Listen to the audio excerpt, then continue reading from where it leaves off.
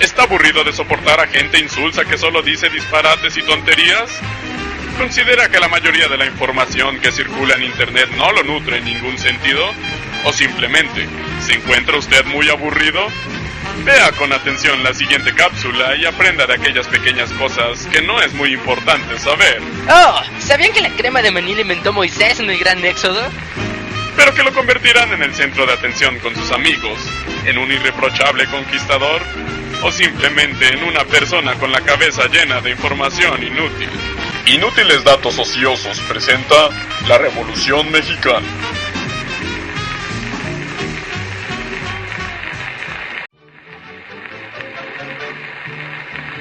Sin duda alguna, la revolución es un hecho crucial en la historia de México, pues definió la estructura política del país para el resto del siglo XX. Esa es la estructura a la que me he comprometido a defender como perro.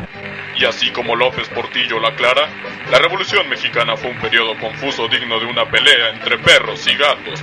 No se sabía quiénes eran los buenos y los malos. Los protagonistas cambiaban repentinamente de bando y a la población solo la dejaban con cara de "What the fuck". ¡Madre de Dios!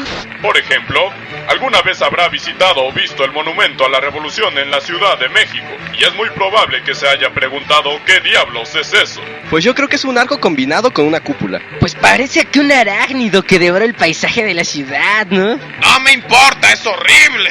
Sin duda alguna, es una nave espacial de una raza que colonizará el planeta. Como puede ver, las teorías son múltiples. Sin embargo, la única verdad es que ser un monumento no fue la idea original de la construcción.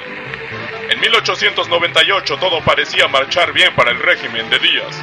Se contaba con inversión extranjera, se construían vías ferroviarias por todo el país y la economía mexicana registraba ganancias por primera vez en su joven historia. Ante tal abundancia, el secretario de Hacienda, José Yves Limantour, envió al Congreso una iniciativa para construir un palacio legislativo similar al Reichstag de Berlín o el Capitolio de Washington. Se compró el terreno y la iniciativa se sometió a concurso. En la convocatoria entraron 56 proyectos de famosos arquitectos nacionales y extranjeros, entre los que se encontraba Adamo Boari, italiano que más tarde construiría el Palacio de Bellas Artes y el Palacio de Correo. Entonces, se dio una situación un tanto rara. El comité declaró el primer lugar desierto y repartió el dinero entre 3 segundos lugares. Después se arrepintió y declaró ganador al tercer lugar. El ahora supuesto ganador murió días después, por lo que se asignó el proyecto a Emilio Dondé, uno de los miembros del jurado. ¡Padre de Dios! El escándalo tomó proporciones mundiales y Dondé decidió renunciar en 1902. Entonces todos se olvidaron del concurso y se encargó la obra al arquitecto y pintor francés Émile Bernard, quien comenzó la planificación de un edificio con influencias del Art Deco. Todos dicen saber qué es el Art Deco. No hay ningún problema si no lo entiende en realidad. Úselo con sus amigos y sea pretencioso por un rato. Art Deco. Art Deco.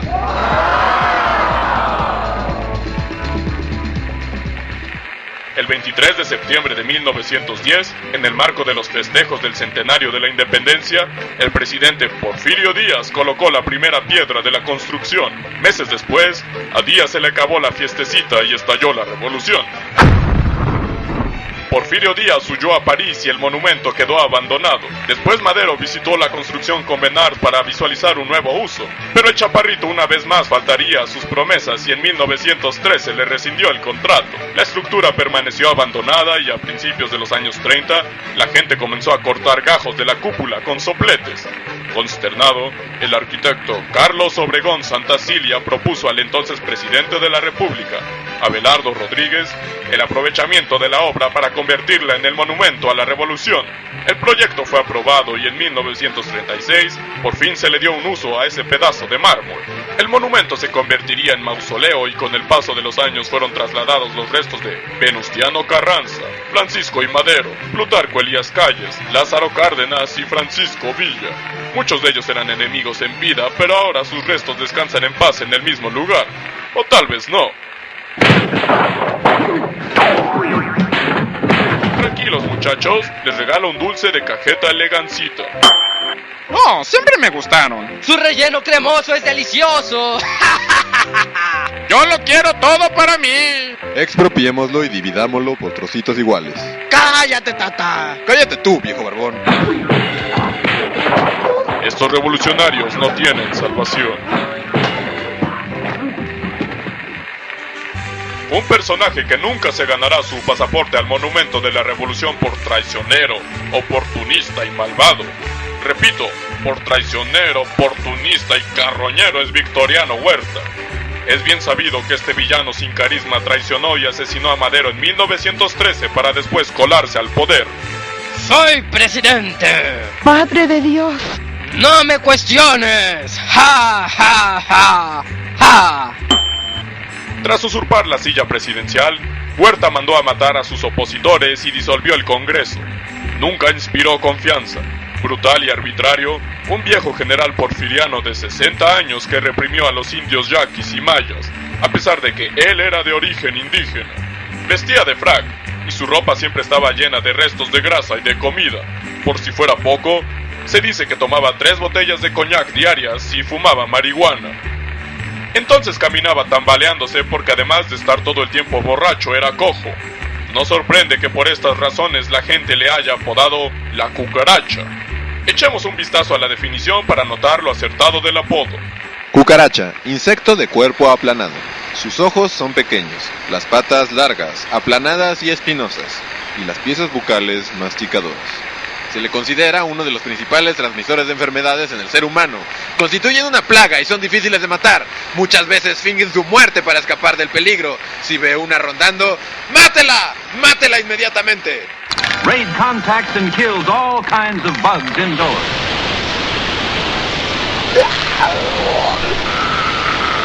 Pero el odio no solo se quedó en un sobrenombre, y el siempre ingenioso humor popular le compuso una canción.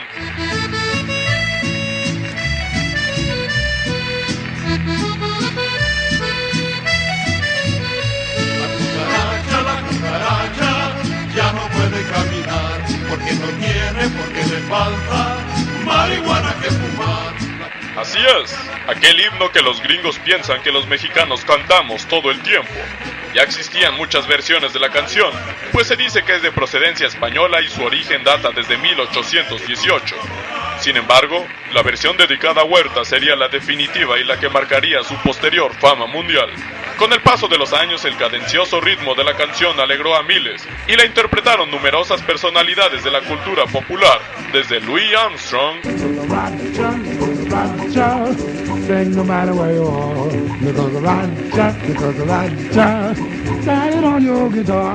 hasta Cosmo y Wanda de los Padrinos Mágicos. ¡Cucaracha, la cucaracha! ¡Enchilada, bla, bla, bla! ¡La cucaracha, la cucaracha! ¡El burrito, bla, bla, bla! ¡Ay! Ah, pasando también por los molestos Cumbia Kings.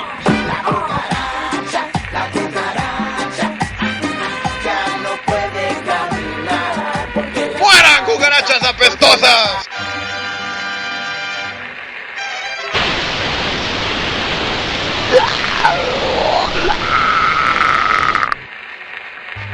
La revolución estuvo llena de personajes siniestros como Victoriano Huerta, pero también otros muy peculiares y poco conocidos como Pepino Garibaldi. Pepino. Poco familiar el nombre, ¿no? Pepino. Fue nieto del famoso Giuseppe Garibaldi, unificador de Italia. Nació en Australia y desde joven mostró el espíritu aventurero y guerrero de su abuelo. Viajó a Grecia y combatió en la guerra franco-turca y también en la primera guerra de los Balcanes. Pepino. Después se movió a Sudáfrica y se alistó como voluntario del ejército británico en las guerras de los Boer y en Venezuela en la revolución libertadora contra Cipriano Castro. Pepino. Le llegó la noticia de la primera revolución del siglo XX y no dudó en viajar a México para participar en ella. Pepino. Llegó al país en 1911 y se incorporó a las fuerzas maderistas. Participó en varios combates en Chihuahua y en la decisiva toma de Ciudad Juárez, que marcaría el fin de la dictadura porfirista. Madero le tomó confianza, como lo hacía con todo mundo, y no dudó en nombrarlo coronel. Con el desarrollo de la batalla, Pepino. se iría ganando la simpatía de las tropas, y en vez de decirle Pepino. porque Pepino. era un término extranjero, dejaron de decirle Pepino. para llamarlo sencillamente José. Después empezó la Primera Guerra Mundial y Garibaldi se hartó de los harapes, sombreros y bigotes y viajó a Italia. Dejó de ser José y ante el mundo se convirtió de nuevo en Pepino. Garibaldi se unió al ejército para pelear con honor, hasta el punto de conseguir el grado de general brigadier. En 1919 dejó las armas y después no se sabe con exactitud qué pasó con su vida, solo que murió en Roma en 1950. No obstante, el recuerdo que dejó en México fue grande y las fuerzas revolucionarias ya no olvidarían al buen José, sobre todo Madero, que era muy sentimental. En su honor, a la antigua Plaza Santa Cecilia en la Ciudad de México se le decidió nombrar Plaza Garibaldi. Con el paso de los años, Garibaldi dejaría de ser una plaza común, se establecieron pulquerías y en 1923 se abrió la famosa cantina El Tenampa. Desde entonces el lugar se volvió famoso por ser la casa del mariachi. Hoy en día, la gente acude a Garibaldi para escuchar y contratar a conjuntos de música folclórica y también para degustar la gastronomía típica de Jalisco y tomar 2, 3, 4 o más tequilas. Ah, sí, también se volvió un lugar inseguro, infestado de prostitutas, borrachos y asaltantes. Pero el gobierno local planea remodelar la plaza para construir el Museo del Mezcal y el Tequila. ¿Quién lo diría? Pepino. Nunca hubiera imaginado que su apellido sería una referencia directa a los mariachis, una estación del metro y una plaza que a veces huele a orines.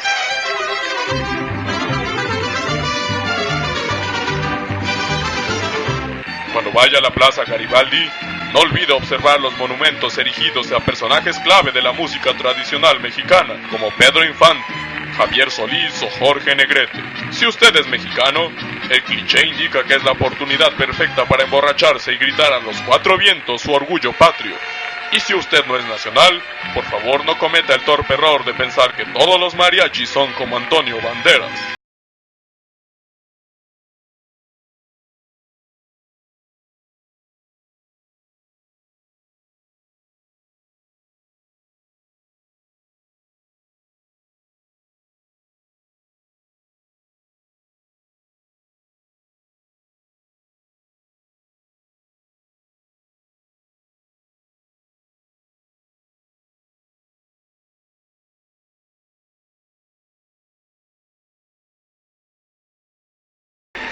Pero así como la Revolución Mexicana fue un periodo de pistoleros y adelitas, también fue un tiempo de reflexión, donde se creó un nuevo pensamiento que rompería con los esquemas sociales de la vieja dictadura. Una figura clave de ese movimiento fue José Vasconcelos. Vasconcelos fue un filósofo, abogado, político, educador, escritor y funcionario público nacido en Oaxaca. Su intervención en la política empezó desde 1909, cuando se unió a la campaña presidencial de Madero. Es entonces cuando acuñó el famoso lema del maderismo, sufragio efectivo, no reelección, que en realidad había sido creado por Porfirio Díaz 38 años antes, cuando intentaba quitarle el poder a Benito Juárez. ¡Padre de Dios! Ironías de la vida. No obstante, el mérito de Vasconcelos fue haber rescatado esa frase, así que ya sabe, Madero no tuvo nada que ver. Entonces, ¿cómo digo? ¿Sufragio efectivo, no redención? No, sufragio efectivo, no reelección. ¿Pero por qué sufragio? ¿Qué significa sufragio? Es como decir opinión, voto efectivo. Pero los votantes no opinan, solo votan. ¡Cállate y dilo ya! De acuerdo, de acuerdo. ¡Ah! Me caigo del caballo. Mira, José, ¿cómo me puedo mecer? Dumbi, dumbi, dumbi, dumbi, dumbi. Estilo libre, mira, sin manos. ¡Ah! ¡Ah, esto no va a funcionar! Tras la caída de Madero, Vasconcelos huyó a los Estados Unidos y solo regresó hasta el mandato de Carranza para hacerse cargo de la Escuela Nacional Preparatoria. Pero tuvo problemas con el viejito Barbón y se unió al grupo de Álvaro Obregón. Tras el triunfo obregonista, el presidente interino, Adolfo de la Huerta, le encargó el cargo de la rectoría de la Universidad Nacional de México. Bajo su mandato, el Consejo Universitario aprobó el escudo de la UNAM, compuesto por un águila y un cóndor que reposan sobre volcanes y nopales. A su vez, fue el mismo Vasconcelos quien creó el lema, "Por mi raza hablará el espíritu", que hoy en día es portado en suétercitos y gorras por orgullosos universitarios de la llamada Máxima Casa de Estudios. La leyenda de Vasconcelos hace referencia directa a su idea de la raza cósmica, pues sostenía que la mezcla étnica de la gente de América Latina, producto de la combinación de la raza blanca de los colonizadores europeos, la amarilla de los nativos americanos y la negra de los esclavos africanos, daría lugar a la quinta raza. una nueva orden que construiría el conocimiento mundial bajo una nueva civilización, Universópolis. Tras dejar la rectoría, Vasconcelos se hizo cargo de la Secretaría de Instrucción Pública, donde se volvería un importante promotor educativo y cultural. Con el tiempo se ganó el mote de el apóstol de la educación. Su filosofía tuvo repercusiones en todo el continente americano. Sin embargo, hoy en día, muchos especialistas en inteligencias extraterrestres sostienen que el propósito de Vasconcelos era otro. Связано это в первую очередь с тем, что правительства всех стран не заинтересованы в том, чтобы люди узнали об этом как можно больше. В каждом случае, когда такие случаи появляются, на место выезжают определенные структуры и делают все, чтобы информация была максимально скрыта. Tan solo observen ese escudo. Es un ave bicéfala que Hernán Cortés usó en la conquista y que Vasconcelos recuperó de las tinieblas para el dominio mundial. Hoy reposa en el estadio de la ciudad universitaria, esperando el llamado de su líder para despertar.